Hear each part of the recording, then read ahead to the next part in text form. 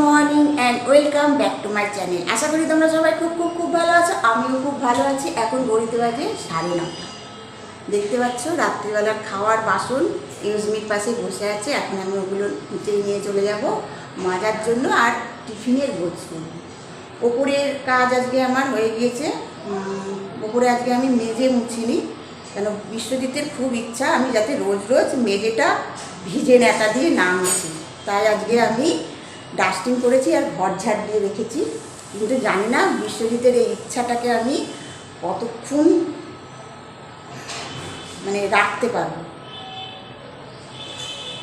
কেন আমি মনে হয় রাখতে পারবো না।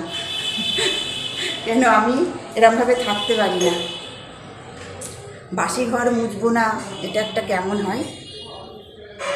তাও চেষ্টা করছি, কেন এখন তো মনে হচ্ছে আরও পারবো না। কেন কন্টিনিউ বৃষ্টি হয়ে যাচ্ছে, তার জন্য মেঝেগুলো কেমন একটা চ্যাটপ্যাট চ্যাটপ্যাট করছে। মেঝে কেন, এই কাঠের জানলা দরজাগুলোও কিরকম একটা ভিজা ভিজা ভিজা ভিজা ভাব লাগছে। যখন ডাস্টিং করছি দেখছি ডাস্টিংয়ের ওই ন্যাকড়াটা ভিজে ভিজে যাচ্ছে।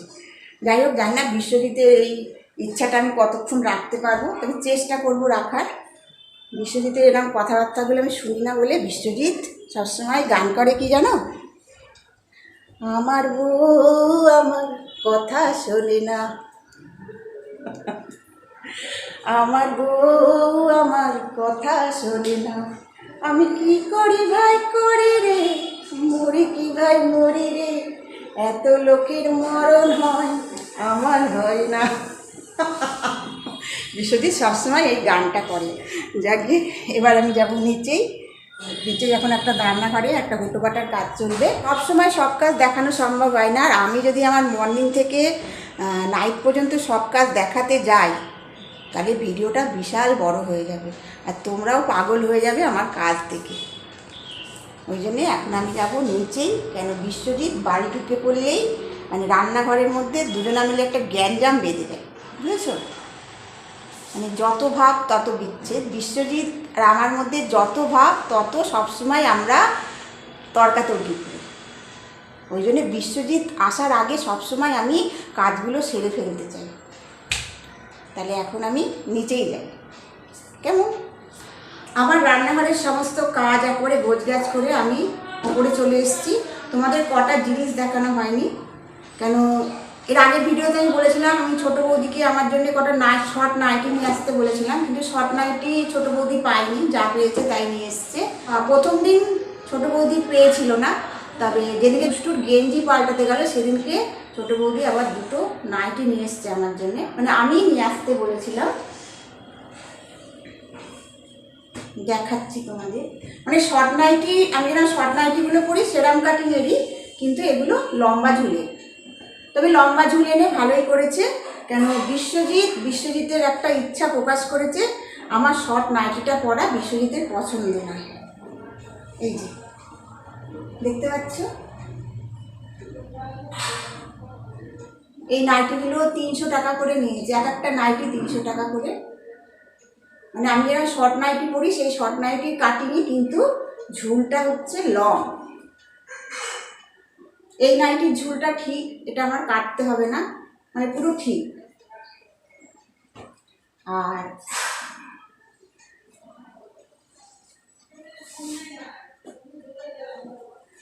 এই একটা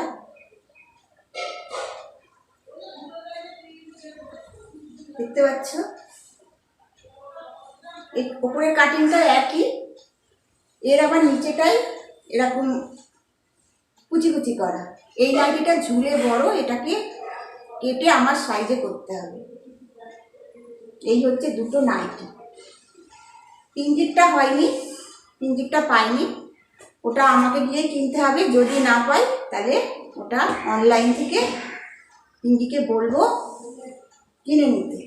আর এখানে কিছু গামছা, এগুলো বিশ্বজিৎ নিয়ে এসছে, দেখতে পাচ্ছ।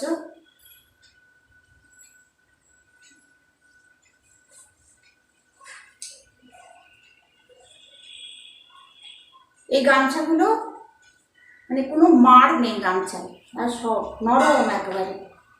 3টে গামছা নিয়ে এসছে,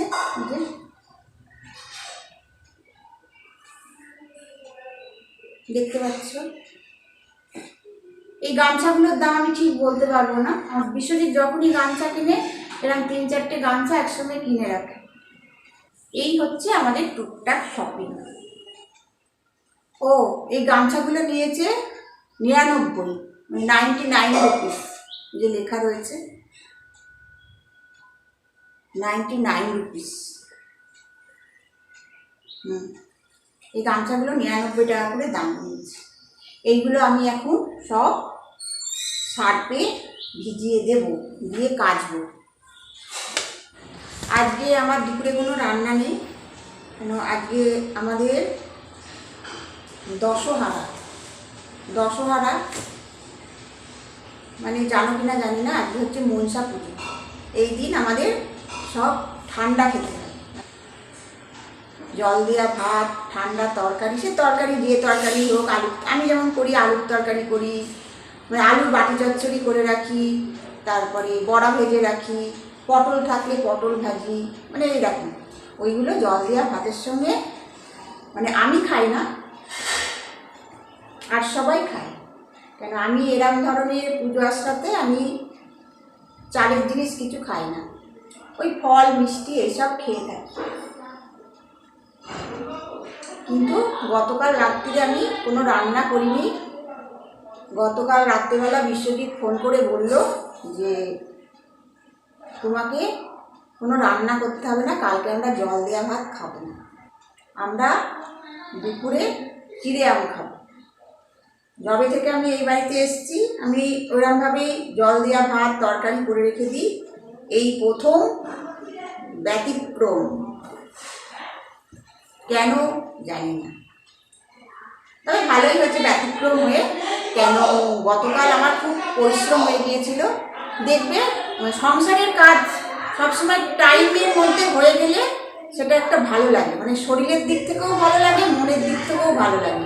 আর কাজ যখন টাইমের বাইরে এদিক ওদিক হয়ে যায় তখন একটা হিমশিম খেয়ে যেতে হয়। কালকেও আমার প্রচণ্ড খাটনি হয়েছিল, 8:30টার সময় ঘুম থেকে উঠে সব দিক সামলানো, তারপরে দুষ্টু পিঙ্কি থাকলেও আমার একটু হেল্প হয়, ওরাও বাড়ি নেই, ওই জন্য আমার কালকে প্রচুর পরিশ্রম হয়ে গিয়েছিল। রাত্রিবেলা আমার মনে হচ্ছিল না যে আমি আবার রান্নাঘরে গিয়ে আজকের জন্য রান্না করি। যখন বিশ্বজিৎ ফোন করে বলল যে তোমাকে কিছু রান্না করতে হবে না কালকের জন্য, আমি শুনে খুব আনন্দ পেয়েছিলাম, মানে আমার শরীরে আর পারছিল না। বাপের বাড়িতেও তাই, এই দিনটা জল দিয়া ভাত খাই।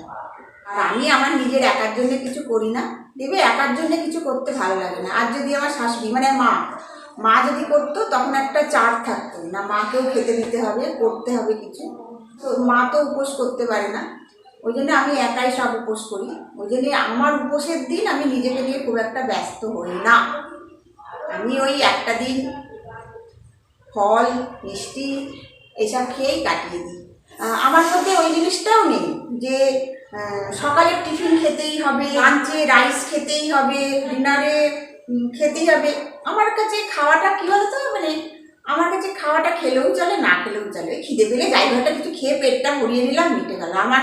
আমার আবার এইটা, ওই জন্য আমি অত খাওয়াটা নিয়ে অত মাথা ঘামাই না। হ্যাঁ, ভালো লাগা খাবার তো আছেই, মানুষের তো ভালো লাগা খাবার থাকতেই পারে, সেটা আছে, কিন্তু বাধ্যবাধকতা নেই যে খেতেই হবে, না খেলে আমি থাকতে পারবো না, না খেলে আমি বাঁচতে পারবো না। এই যে ষষ্ঠীর দিন আমি কোনো চালের জিনিস খাইনি, টুকটাক খেয়েছিলাম। সকালবেলার দিকে বিশ্বজিৎ পরোটা এনে দিয়েছিল, পরোটা খেয়েছিলাম। দুপুরবেলার দিকে সকালবেলা পরোটা খাওয়ার পর দুপুরবেলা আমি আর কিছু খেতে পারিনি। রাত্রেবেলা বড় বৌদির ঘর থেকে লুচি, মেজো বৌদির ঘর থেকে পায়েস, ছোটো বৌদির ঘর থেকেও সব মিষ্টি টিষ্টি দিয়েছিল, ওই সব খেয়েছিলাম আমরা তিনজনা। পরের দিন আমি এই বাড়িতে চলে এলাম। এই বাড়িতে চলে আসায় বিশ্বজিৎ টিফিন নিয়েছিল, সেই টিফিন তো আমি লাঞ্চে খেলাম। সেদিনকেও আমি কিন্তু কোনো রাইস খাইনি, ষষ্ঠীর পরের দিন। তাই বলে রাইস খাইনি বলে যে আমার শরীরে কোনো কষ্ট বা আমার মনের মধ্যে যে আমি ভাত খাইনি, এরকম আমার নেই। আমি 2 দিন পর 3 দিনের মাথায় রাইস খেলাম, আর বেশি বক বক নয়। এবার কাজে হাত দিই, কেন ঘরগুলো আমাকে মুছতেই হবে, আমি না মুছে থাকতে পারবো না। মুছে নিয়ে স্নান করে ঠাকুর ঘরে যাবো, কেন আজকে দশহারা, ঠাকুরটাকে একটু ভালো করে পুজো করবো। কেন এই অকেশান পারপাসে আমি ঠাকুরটাকে একটু যত্ন করে পুজো করার চেষ্টা করি, কতটা পারি জানি না, আমি পুজো করার চেষ্টা করি।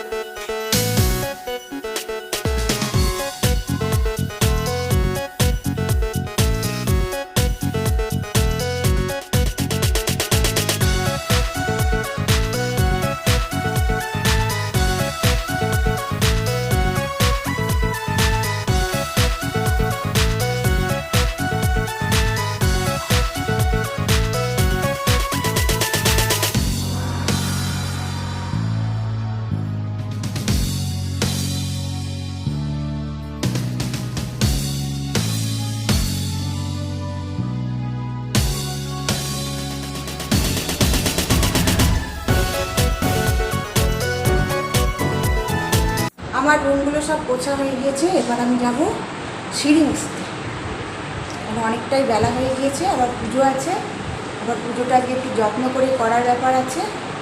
ওই জন্য এখন যাবো সিঁড়ি মুছতে। সিঁড়ি মুছে এসে আমি স্নান করে নেবো। কাচাকুচো আবার যখন আমি বিকেলবেলা স্নান করবো তখন কাচাকুচোগুলো করবো, কারণ এখন কাচাকুচো করতে গেলে অনেক দেরি হয়ে যাবে, কারণ 12:30 বাজে। তারপরে আবার বাবা মাকে খেতে দিতে হবে ঠিক টাইম মতন, এটাও একটা চিন্তা আছে। কোনো ঘর শুকাচ্ছে না, ভিজে চকচক করছে। তাও আমি সব পাখা চালিয়ে রেখেছি, জানলাগুলোও খুলে রেখেছি, খোলা থাক। আমি এবার যাই নিচে সিঁড়ি মুছতে। আর বেশি কাজ তোমাদের আমি দেখাতে পারবো না, তাহলে ভিডিওটা বিশাল বড় হয়ে যাবে, তোমরাও বিরক্ত হয়ে যাবে। আগে শেষ নেই, সংসারে কত কাজ দেখাও। গুড ইভিনিং, এখন বাজে 6:15।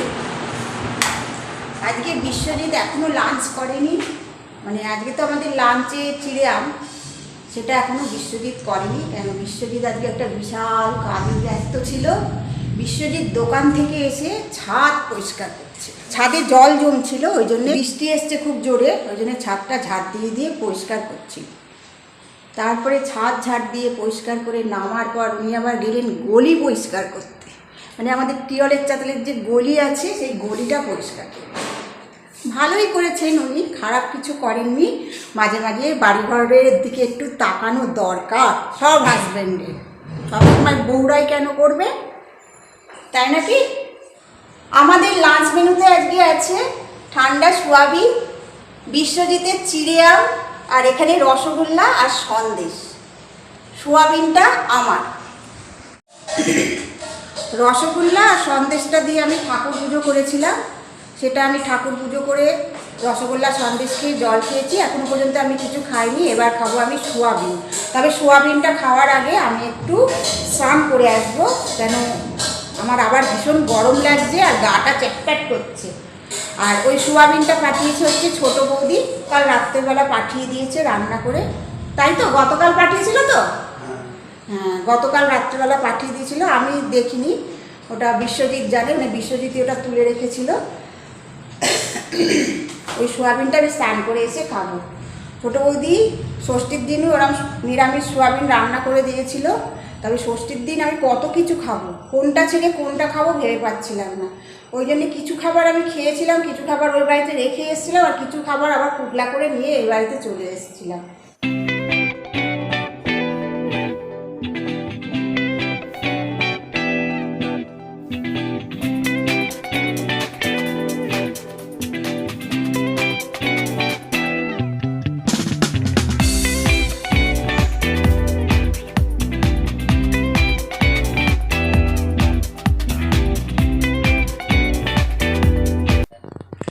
এখন ঘড়িতে বাজে 8:30।